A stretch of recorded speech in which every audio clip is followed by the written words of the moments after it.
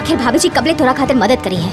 आपन ये चूड़ी के आपन मजबूरी ना आपन ताकत समझो। नी केहू के डराए लेके जरूरत नहीं खे, काहे कि भाभी जी घर पे है। नमस्ते प्रणाम, आप सब देख रहल बानी भोजपुरी प्लस। था आज के ई रिव्यू बा भाभी जी घर पे हैं ऑफिशियल ट्रेलर के, जो नाम है रिंकू घोष, गौरव झा, संचिता बनर्जी, देव सिंह जैसन अनेकों शानदार कलाकार बाड़े।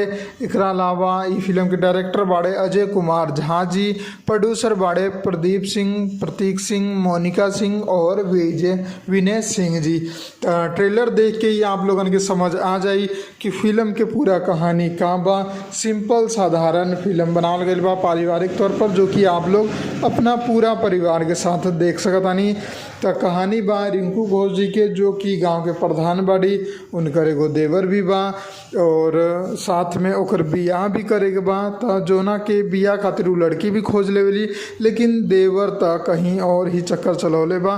तब वो भाभी कुछ ना कहली, उहे लड़की से ओकर बियाह करा देवेली और सब कुछ सही चलेला। लेकिन तभी अचानक वही देवरानी जेठानी वाला टकराव आ जाला बीच में, और छोट भाई के और देवरानी के लागेला कि बड़का भाई और भाभी अपन पूरा प्रॉपर्टी अपना नाम करा लेले बड़े।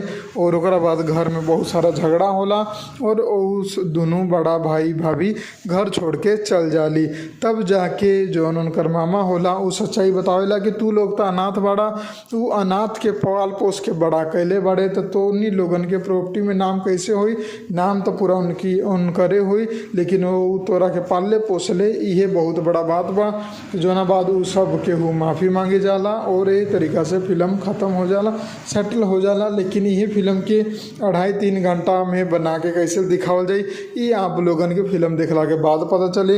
बाकी वो भौजाई होला के साथे साथे गांव के प्रधान भी बाड़ी, तो वो सीन देखी के मजा ही आप लोगन के कि गांव में कोनो भी लेडीज़ पर अत्याचार होला तब वो का फैसला करेली और कैसे इंसाफ होला। तो यह बा ट्रेलर के रिव्यू। अगर आप लोगन के पसंद आयल बा तो वीडियो के लाइक करी, ज़्यादा से ज़्यादा शेयर करी।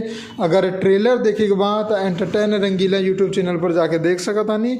शानदार वर्क बा, नॉर्मल एगो फैमिली ड्रामा फिल्म बा, आप लोगन के अच्छा लागी देखे में।